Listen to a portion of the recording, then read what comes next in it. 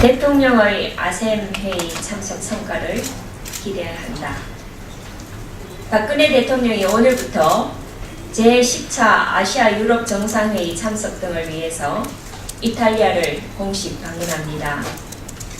박 대통령은 아셈 참석 후에 프란치스코 교황을 예방하고 이탈리아 대통령과 정상회담도 개최할 예정이라고 합니다. 특히 박 대통령은 이번 아셈에서 유라시아 이니셔티브 구상에 대해 유럽과 아시아 정상들에게 설명하고 지지를 확보해 나갈 계획이라고 합니다. 유라시아 이니셔티브는 유라시아 대륙을 하나의 경제 공동체로 묶고 북한 개방을 유도하겠다는 우리 정부의 핵심 정책 중의 하나입니다. 아셈에서의 성과가 남북 관계의 개선과 더불어 유라시아 전체의 발전에도 기여할 것이라고 생각합니다. 박 대통령의 아셈 참석은 대한민국이 국제사회에서 책임있는 국가로 적극적인 역할을 확대하고 위상을 강화함으로써 유럽과 아시아 외교를 강화하는 계기가 될 것입니다. 다시 이 부분을 하겠습니다. 박 대통령의 아셈 참석은 대한민국이 국제사회에서 책임있는 국가로 적극적인 역할을 확대하고 위상을 강화함으로써 유럽과 아시아 외교를 강화하는 계기가 될 것입니다. 아울러 박 대통령은 이탈리아 대통령과의 정상회담을 통해 이탈리아의 브랜드 파워와 우리의 IT 기술을 접목시키는 상호 호혜적인 협력 방안에 대해 논의하고 한반도 지역 정세와 국제무대 협력 방안에 대해서도 논의를 한다고 합니다. 패션과 문화 강국인 이탈리아와 전략적인 협력 관계를 구축함으로써 대한민국의 미래 먹거리를 책임질 창조 경제가 활짝 꽃피워지고 침체된 우리 경제에 활력을 불어넣는 계기가 되었으면 하는 바람입니다. 외교는 전쟁이다 라는 말이 있습니다. 이번 박 대통령의 아셈 참석과 이탈리아 대통령과의 정상회담이 성공적으로 이뤄지기 위해서는 관련 부처의 철저한 대비와 상황에 따른 발빠른 대처가 필수적입니다. 관련자 모두가 맡은 바 제 역할을 다해서 이번 순방의 외교 성과가 더욱 돋보이기를 기대합니다. 김무성 대표 최고위원 방중 관련 브리핑입니다. 김무성 대표 최고위원은 어제부터 16일까지 3박 4일간 중국을 방문하고 있습니다. 그리고 오늘 시진핑 중국 국가주석과 면담을 통해 반부패와 법치를 비롯해 최근 한중 현안에 대해 깊이 있는 의견을 나눌 예정이라고 합니다. 이번 한중 정당 정책 대화는 박근혜 대통령이 작년 6월 방중 당시 신설키로 합의한 전략 대화 중에 하나입니다.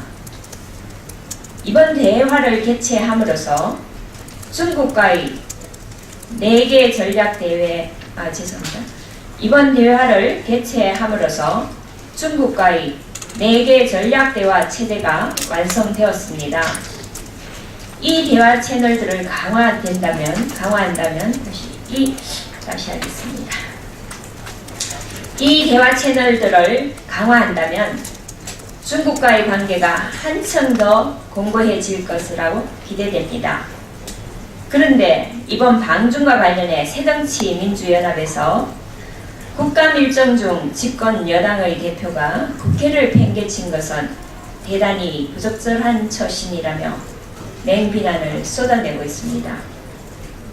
이번 방중은 중국 공산당이 오는 20일 의법치국이라는 주제로 개최되는 제18기 중앙위원회 4차 전체회의에서 반부패와 관련된 보고를 앞두고 이 부분에 대해 긴밀히 협의하기 위해 공식적인 요청을 통해 이루어졌습니다. 물론 부득이하게 국감 일정과 겹쳤지만 국감에 무리가 가지 않도록 최소한의 일정으로 구성되었습니다. 짧은 일정이지만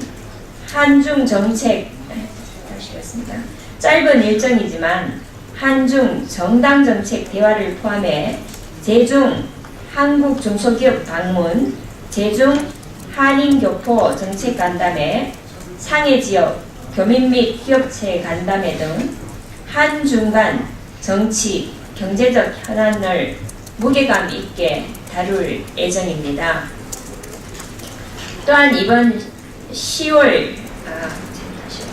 또한 지난 10일 발생한 중국의 불법적 어선 선장 사망 사건으로 인해 최근 한중 외교적 논란이 일고 있어 이러한 사고가 재발하지 않게 문제를 근원적으로 해결하는 것도 논의할 것이라고 합니다. 국정감사는 국회의원의 중요한 의무 중의 하나임을 잘 알고 있습니다. 그러나 우리의 혁신 노력과 맥을 함께하는 부패 척결에 대해 논의하고 한중 관계에서 국익과 관련된 여러 현안들이 산적한 가운데 방중을 연기하는 것 또한 국정을 이끌어가는 책임있는 집권 여당으로서의 자세가 아닐 것입니다. 김무성 새누리당 대표는 국회를 팽개친 것이 아니라 그 비난을 감수하면서도 한중 관계를 강화하고 국익을 챙기기 위해 노력하고 있습니다. 새정치민주연합은 김무성 새누리당 대표의 방중을 무조건 혼란할 것이 아니라 이번 방중이 가지는 의미를 되새겨 보시길 바랍니다. 사이버 검열 논란과 관련하여 브리핑하겠습니다. 최근 사이버 검열이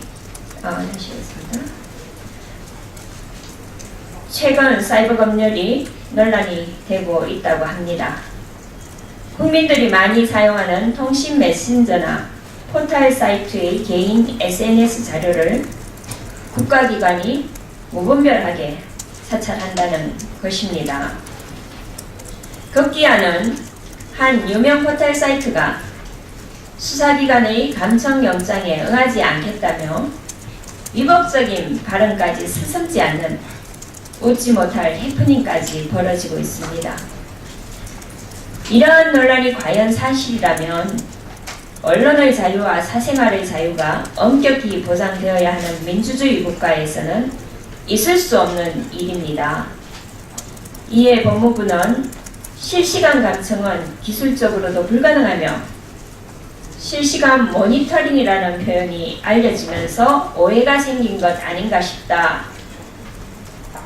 통신감청은 살인, 강도, 국가보안법 위반 등 중요 범죄에 대해서만 아주 제한적으로 이뤄지고 있다고 설명했습니다.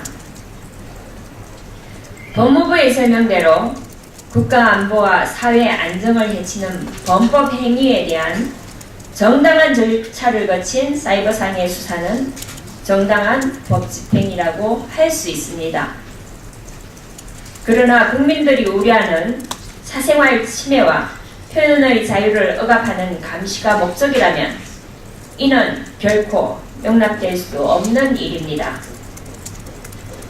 현대는 사이버상의 소통을 통해 정보를 취득하고 세상을 이해하는 것이 일상화된 사회입니다. 사회 구성원 개개인은 사실과 거짓이 혼돈하는 수많은 정보 중에서 무엇이 진실인지 스스로 가려내어야 합니다. 점점 더 진화하고 복잡해지는 사이버 세상에서 진실을 구별하는 일이 어려워지고 있습니다. 그러나 법은 사이버상의 위법 행위에 대해 안전망을 구축하는 것에 머물러야 합니다.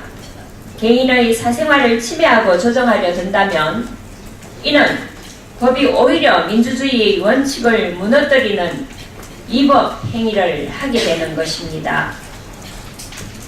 새누리당은 국민들의 사생활이 침해되는 그 어떤 행위에 대해서도 거부합니다. 국민들의 말할 권리, 들을 권리는 반드시 보장되어야 합니다. 그러나 법과 원칙 또한 반드시 지켜져야 합니다.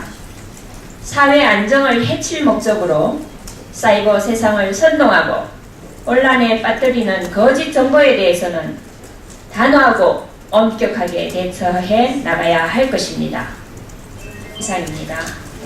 감사합니다.